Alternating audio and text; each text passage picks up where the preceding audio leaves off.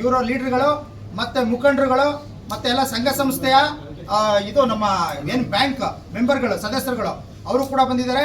ಎಲ್ಲರಿಗೂ ಕೂಡ ಸ್ವಾಗತ ಕೋರ್ತಾ ಈಗ ಒಂದು ಕ್ಯಾಲೆಂಡರ್ ಬಿಡುಗಡೆಯನ್ನು ನಮ್ಮ ಮಾಜಿ ಸಂಸದರ ಪ್ರತಾಪ್ ಸಿಂಹ ಅವರು ನೆರವೇರಿಸಿಕೊಡ್ಬೇಕು ಅಂತೇಳಿ ನಾನು ಮನವಿ ಮಾಡ್ತಾ ಇದ್ದೀನಿ.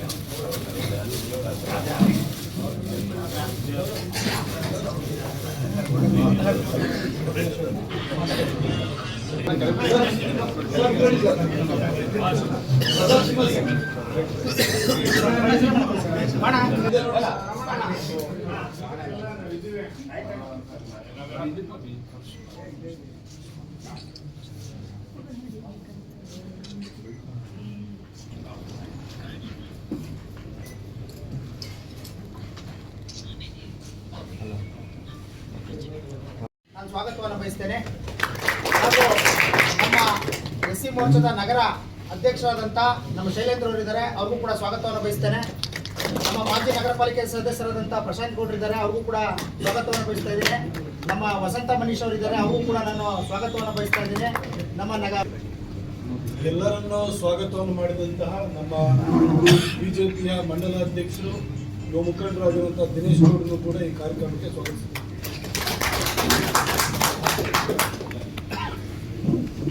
ಈ ವೇದಿಕೆಯಲ್ಲಿ ಉಪಸ್ಥಿತರಿರುವ ಕಿರಿಯ ಮುಖಂಡರೇ, ಗಣ್ಯರೇ ಹಾಗೂ ವೇದಿಕೆ ಮುಂಭಾಗದಲ್ಲಿ ಆಸೀನರಾಗಿರುವಂತಹ ಮಾಧ್ಯಮದ ಕ್ಯಾಲೆಂಡರ್ ಬಿಡುಗಡೆಗೆ ಬಂದಿರುವಂತಹ ಪಕ್ಷದ ಎಲ್ಲ ಹಿತೈಷಿಗಳೇ,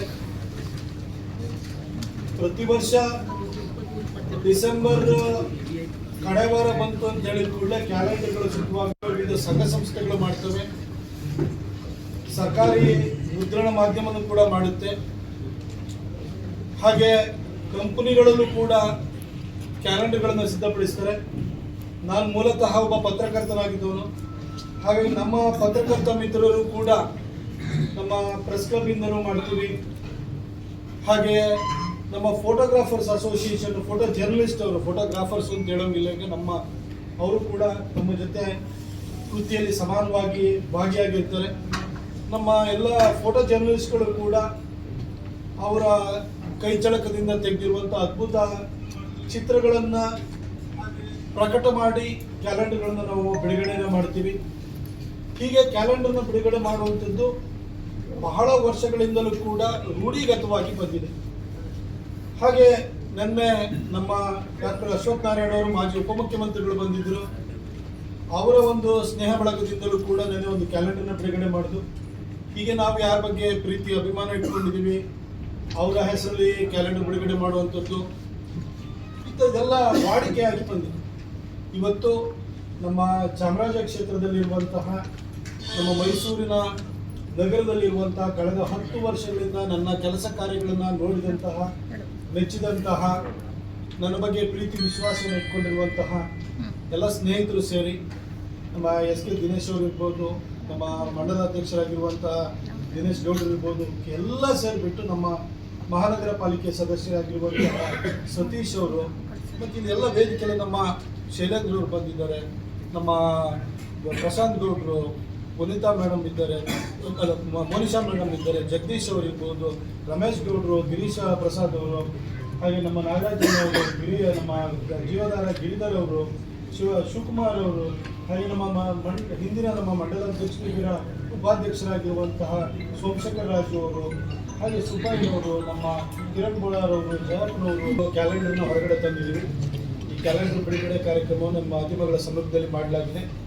ಇದರಲ್ಲಿ ವಿಶೇಷವಾಗಿ ಕ್ಯಾಲೆಂಡರ್ನಲ್ಲಿ 10 ವರ್ಷಗಳ ನನ್ನ ಸಂಸದನ ಕಾರ್ಯಾವಧಿಯಲ್ಲಿ ನಾನು ಮಾಡಿರುವಂಥ ಕೆಲಸಗಳು, ಅದು ಬೆಂಗಳೂರು ಮೈಸೂರು ಹೈವೇ ಇರ್ಬೋದು, ಮೈಸೂರು ರಿಂಗ್ ರೋಡನ್ನು ರಾಷ್ಟ್ರೀಯ ಹೆದ್ದಾರಿಯನ್ನಾಗಿ ಮಾಡಿಕೊಂಡು ಅದನ್ನು ಅಭಿವೃದ್ಧಿ ಮಾಡಿದ್ದಿರ್ಬೋದು, ಹಾಗೆ ಇಲ್ಲಿ ಕಿದ್ವಾಯಿ ಕ್ಯಾನ್ಸರ್ ಹಾಸ್ಪಿಟಲ್ನ ಡಾಕ್ಟರ್ ಲೋಕೇಶ್ ಅವರು, ನನ್ನೇನು ಕೂಡ ಅವರು, ನಮ್ಮ ಡಾಕ್ಟರ್ ರಾಮಚಂದ್ರ ಅವರು ನನ್ನೇನು ಕೂಡ ಕರೆ ಮಾಡಿದ್ರು. ಅವರು ಹಿಂದೆ ಕಿದ್ವಾಯಿಯ ಡೈರೆಕ್ಟರ್ ಆಗಿದ್ರು, ಅವ್ರ ಮಗಳ ಮದುವೆ ಇದೆ, ಹಾಗಾಗಿ ಅವರನ್ನು ಕೂಡ ನನ್ನನ್ನು ಕರೀಲಿಕ್ಕೆ ನನಗೆ ಕಾಲ್ ಮಾಡಿದ್ರು. ಅವರ ಆಶೀರ್ವಾದ ಇದ್ರೆ ಭಾಳ ಮುಖ್ಯವಾಗಿದೆ. ಡಾಕ್ಟರ್ ರಾಮಚಂದ್ರ ಅವರು, ಆಗ ನಮ್ಮ ಮುಖ್ಯಮಂತ್ರಿಗಳಾಗಿದ್ದಂಥ ಯಡಿಯೂರಪ್ಪ ಸಾಹೇಬರು, ಅವರು ಶಿವಮೊಗ್ಗಕ್ಕೆ ಒಂದು ಕಿದ್ವಾಯಿ ಆಸ್ಪತ್ರೆಯನ್ನು ತೆಗೆದುಕೊಂಡು ಹೋಗಬೇಕು ಅಂತ ಹೇಳಿ ಅವರು ಮುಂದಾದಾಗ ಮೈಸೂರಿಗೆ ಒಂದು ಇದೇ ನೆಪದಲ್ಲಿ ತಗೊಳ್ಬೇಕು ಅಂತ ಹೇಳಿ ಅದಕ್ಕೆ ಡಾಕ್ಟರ್ ರಾಮಚಂದ್ರ ಅವರೇ ಇನ್ಸ್ಪೈರ್ ಮಾಡಿದ್ರು. ಆಮೇಲೆ ಬಸವರಾಜ ಬೊಮ್ಮಾಯಿ ಸಾಹೇಬರು ಬಂದಾಗ ಅದಕ್ಕೆ 50 ಕೋಟಿ ಕೊಟ್ಟರು. ಅದು ಆ ಕಾಮಗಾರಿ ಇರ್ಬೋದು. ಅದೇ ರೀತಿಯಲ್ಲಿ ಈ ಒಂದು ಕೇರ್ ಹಾಸ್ಪಿಟಲ್ ಅದು ಗುಣ ಹೊಡೆಯುವಂಥ ಸ್ಥಿತಿಯಲ್ಲಿ ನಾನು ಫಸ್ಟ್ ಟೈಮ್ ಸಂಸದನಾಗಿದ್ದಾಗ ಡಾಕ್ಟರ್ ಶರಣ್ ಪ್ರಕಾಶ್ ಪಾಟೀಲ್ ಅವರು ಆಗ ಮೆಡಿಕಲ್ ಎಜುಕೇಶನ್ ಮಿನಿಸ್ಟರ್ ಆಗಿದ್ರು.